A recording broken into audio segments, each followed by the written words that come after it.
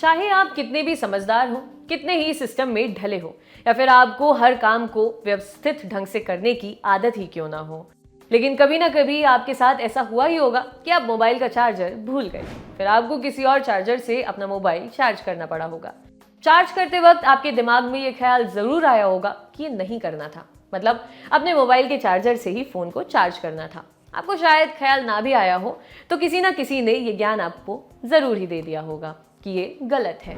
Mobile खराब हो जाएगा यदि दूसरे चार्जर से चार्ज करोगे तो। आमतौर पर ये सलाह हमें अपने आसपास से और गूगल से भी मिलती रहती है, लेकिन इस बात में कितनी सच्चाई है, आइए इस पर ही बात करते हैं। ऐसे में सबसे जरूरी है स्मार्टफोन चार्जिंग का गणित समझना। हमारे मोबाइल फोन के साथ आने वाले चार्जर की ताकत का पता चलता है वॉट से। वॉट से मतलब है कि चार्जर कितनी ऊर्जा आपके फोन को दे सकता है। चार्जर पर इसकी जानकारी लिखी होती है। आपका स्मार्टफोन 0 से 100% तक कितनी जल्दी पहुंच जाएगा, वो इस बात पर निर्भर करता है कि चार्जर कितनी ऊर्जा आपके फोन को देगा और उसी टाइम आपका मोबाइल कितनी ऊर्जा ले लेगा।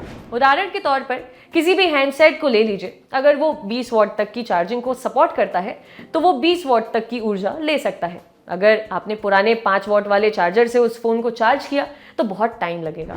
अगर आप 65 वॉट वाले चार्जर से चार्ज करेंगे तब भी 20 वॉट ही लेगा। मतलब चार्जर की ताकत बहुत ज्यादा होने से भी कोई फर्क नहीं पड़ने वाला, क्योंकि फोन में जो क्षमता है वही उसी के अकॉर्डिंग काम करेगा।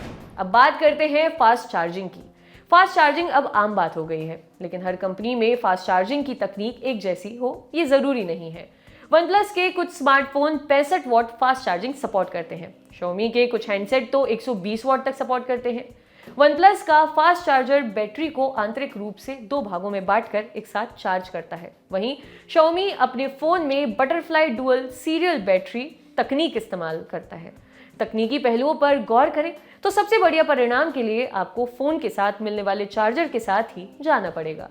मोबाइल चार्जिंग के सबसे बढ़िया परिणाम के लिए फोन के चार्जर के साथ जाना होगा, ये एक बेसिक बात है। लेकिन हम इस बात को भी नजरअंदाज नहीं कर सकते कि तमाम कंपनियां फोन चार्जर भी बनाती हैं। चार्जर बनाने वाली कंपनियों में सैमसंग और एंकर जैसी नामी गिरामी कंपनियां भी शामिल हैं, जो तय प्रोसेस के अनुसार प्रोडक्ट बनाती हैं और बाकायदा बताती हैं कि उनका चार्जर फला कंपनी के फोन के लिए मुफीद है। अब सबसे अहम बात, फोन की चार्जिंग क्षमता और चार्जर की क्षमता को ध्यान में रखकर आप कोई सा भी चार्जर यूज कर सकते हैं, लेकिन इस प्रोसेस में कुछ किंतु और परंतु भी हैं। घटिया और सस्ते, बिना ब्रांड वाले या फिर घर में धूल खा रहे चार्जर से अपना मोबाइल फोन चार्ज बिल्कुल नहीं करना है। चार्जर और केबल किसी अच्छी कंपनी का हो और वो आपके मोबाइल की चार्जिंग क्षमता के लिए उपयुक्त हो, ये थंब रूल है। ऐसा भी जरूरी नहीं है कि हर बाहरी चार्जर खराब होगा, लेकिन नया चार्जर लेना है तो किसी नामी और भरोसेमंद ब्रांड का ही लें, चाहे कीमत ज्यादा ही क्यों ना हो। बॉटम लाइन ये है कि आजकल के मोबाइल भी समझदार हो गए हैं, वे अपनी क्षमता के साथ काम करते हैं। किसी भी अच्छी कंपनी के चार्जर के साथ दिक्कत नहीं होती, पर यह जरूरी नहीं है कि आपको वैसी ही चार्जिंग स्पीड मिले जो उस कंपनी के चार्जर के साथ मिलेगी। थोड़ा बहुत ऊपर नीचे हो सकता है, लेकिन कोई खतरा नहीं है। एक बात यह भी सच है कि फास्ट चार्जिंग वाले मोबाइल फोन बनाने वाली कंपनियां अपनी एक विशेष तकनीक इस्तेमाल करती हैं, तो जितना मुमकिन हो उतना अपने मोबाइल के चार्जर से चार्ज कीजिए। ऐसा भी हो सकता है कि आधिकारिक काम या व्यापार के सिलसिले में आप आमतौर पर बाहर रहते हैं, तो किसी ब्रांडेड कंपनी का चार्जर इस्तेमाल कर सकते हैं। किसी किस्म का समझौता घाटे का सौदा होगा।